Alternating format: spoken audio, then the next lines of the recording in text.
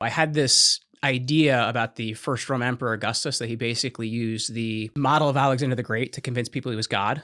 And I found this, it was like a really weird, really obscure thing. And I brought it to the dean of the history school, and I'm like, I have this idea. He's like, you can do whatever you want. So they let me import all of the classics professors into the graduate school.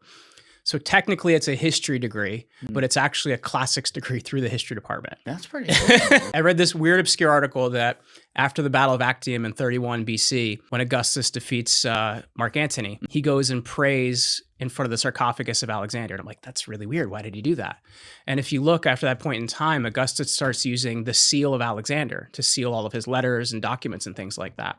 And if you look at his life, he does a lot of things that Alexander the Great did to really build this worship cult of the Roman emperor, which is going to last like 500 years. Now, if you worship cult of the Roman emperor, it's a gradual thing, right? It's not like he starts this idea of divinity, because when Julius Caesar, who's his adopted father, dies, there's a comet that goes across the sky and Caesar's deified.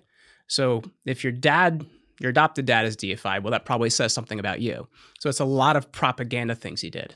And it starts this idea that the Roman emperor might be something more. So everybody was expected to offer sacrifices to the emperor on his birthday, but it doesn't become like outright sacrifices to the emperor as a person until you get later in the empire.